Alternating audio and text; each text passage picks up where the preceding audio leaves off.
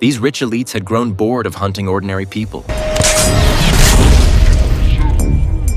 So this time, to make the game even more thrilling, they brought in a professional fighter as their next target. What they didn't realize was that this decision would cost them dearly, because this man was no ordinary fighter. He was the legendary Boyka. Not long ago, during a fight, Boyka accidentally killed his best friend with a devastating kick. The tragedy left him drowning in guilt and regret. Since then, he had been drifting through life, occasionally fighting in underground matches, hoping to find someone strong enough to grant his wish of dying in the ring. But months passed, and no worthy opponent ever appeared. Until one night, at a private fight event hosted by a group of wealthy elites, Boyka's incredible skills earned him the championship and quickly caught the attention of T-Bag. After the match, T-Bag immediately approached him and invited him to compete in a special tournament. He claimed fighters from all over the world would be there, and the prize money was worth a staggering $100 million. The moment Boyka heard that, he agreed without hesitation. He desperately needed money to compensate his late friend's family, hoping it would ease some of the guilt he carried. The next day, he packed his bags and boarded a helicopter bound for a competition site deep inside Myanmar. Little did he know, this was a place where people disappeared without a trace. As soon as they arrived, T-Bag bribed the local general with stacks of cash and set up the event inside the military camp. He then introduced all the contestants. There was Juan, a famous Spanish bullfighter, a Texas billionaire, and his son Sad.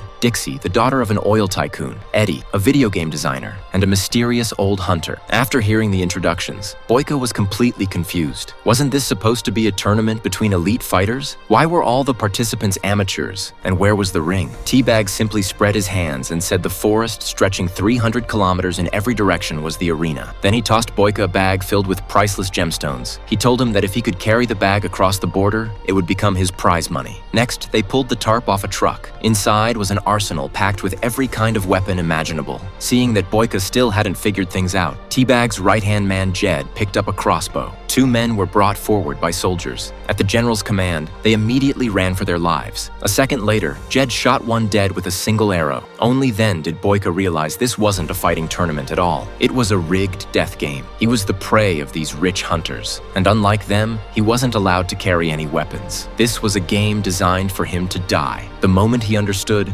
Boyka grabbed his bag and tried to leave. But after only a few steps, armed soldiers rushed out and surrounded him. T-Bag tossed him a canteen. Knowing he had no choice, Boyka turned and sprinted into the forest. 2 minutes later, T-Bag and the others couldn't wait any longer and set off after him, officially beginning their deadly hunt. But the old hunter was the first to pick up Boyka's trail. Quietly slipping away from the group, he planned to claim Boyka's head all for himself. Meanwhile, Boyka was drinking water by a river when a gunshot suddenly blasted the canteen right out of his hand. Realizing the old hunter had tracked him down, Boyka quickly ducked behind a tree and seized the chance to slip into the river and hide. After firing several shots and losing sight of his target, the hunter moved toward the riverbank to search. What he didn't expect was for Boyka to suddenly appear behind him, drag him into the water, and unleash a brutal beating. As he began losing the fight, the old hunter desperately begged for mercy. Boyka had no intention of killing him, but the coward suddenly struck him with a stun baton, catching him completely off guard, then pulled out a knife and tried to finish him off. That was the last straw. Boyka slapped the knife away and answered with a vicious uppercut that sent the hunter flying. The back of the hunter's head smashed into a rock, killing him instantly. The sounds of the fight soon drew T-Bag and the others to the area. The moment they spotted Boyka in the river, they quickly raised their crossbows and opened fire.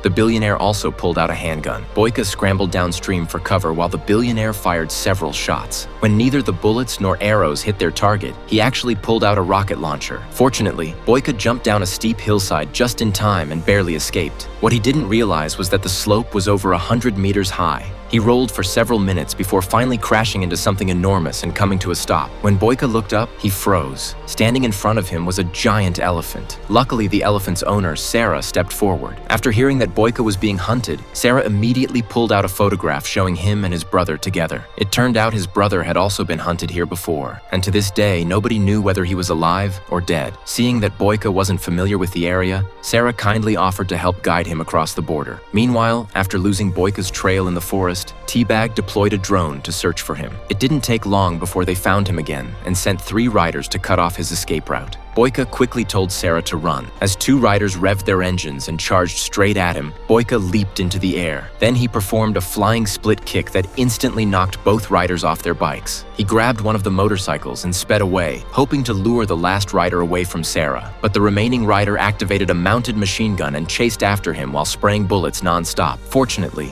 Boyka somehow managed to dodge every single shot. Not long afterward, he was forced to stop near a wooden cabin. Dixie immediately got off her bike, removed her gear, and challenged Boyka to a hand-to-hand fight. Although Dixie was skilled, she was completely outmatched against a world-class fighter like Boyka. The two had barely exchanged a few moves before Boyka kicked her straight into a wooden door. Without wasting a second, he jumped back onto the motorcycle and raced off to find Sarah. Meanwhile, Sarah had already been captured by the billionaire and his son. Seeing how beautiful she was, the billionaire immediately had other ideas and sent his clueless son away. The moment his son left, Sarah gouged out one of the billionaire's eyes, then drove a knee into him and knocked him backward. She grabbed a machete from the ground and hacked at him relentlessly. By the time Boyka arrived, the billionaire was already dead. Boyka grabbed Sarah and continued their escape, but they hadn't gone far before a water buffalo that had been blown apart by a landmine blocked their path. Only then did they realize they had wandered into a minefield. Just as they found themselves trapped, Teabag and his men suddenly caught up. Boyka told Sarah to hide, then fired an arrow at Teabag. The shot missed, and instead exposed his position. At that moment, the billionaire's foolish son charged at Boyka with a gun, determined to avenge his father. But he had clearly overestimated himself. While dodging bullets, Boyka leaped into the air and fired an arrow of his own.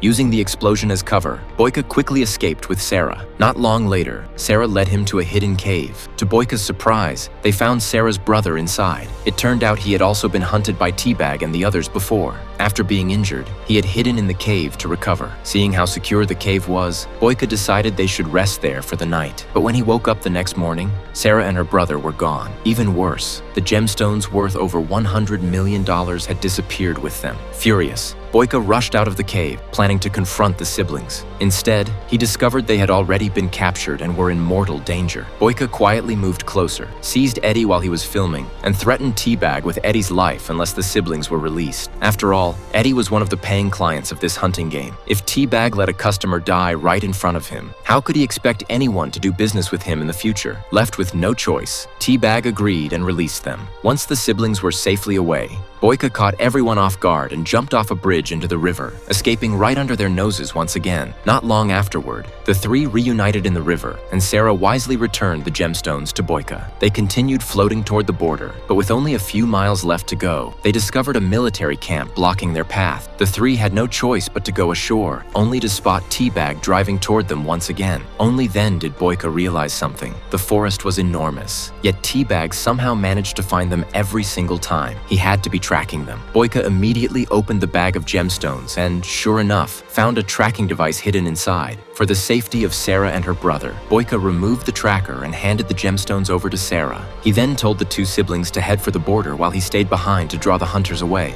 Boyka quietly made his way to a large stack of fuel barrels and punctured them one by one with a shovel. He then found a flare round in a nearby ammunition crate, grabbed a speedboat by the riverbank, and took off. The roar of the speedboat engine quickly caught Teabag's attention. Just as they started the pursuit, Boyka fired the flare into the fuel barrels and sped off toward the border. Before long, a large group of soldiers came after him in speedboats, spraying bullets in his direction, while Teabag arrived in a helicopter. For a moment, Boyka was surrounded from every direction. There was nowhere left to run, and the river offered no cover, so he immediately headed for shore. But the moment he landed, he came face to face with a soldier. Luckily, Boyka reacted first. He quickly disarmed the soldier, seized his weapon, and opened fire on the second wave of troops rushing in. After taking out the enemies, Boyka climbed onto the border bridge leading into Thailand, but Teabag had already arrived ahead of him. By the time Boyka reached the top, 5 assassins were already waiting on the bridge. The moment he stepped up, all 5 launched their attack at once. Outnumbered 5-1, Boyka struggled at first and took several hard hits, but after a couple of exchanges, he figured out their fighting styles and immediately unleashed a fierce counterattack.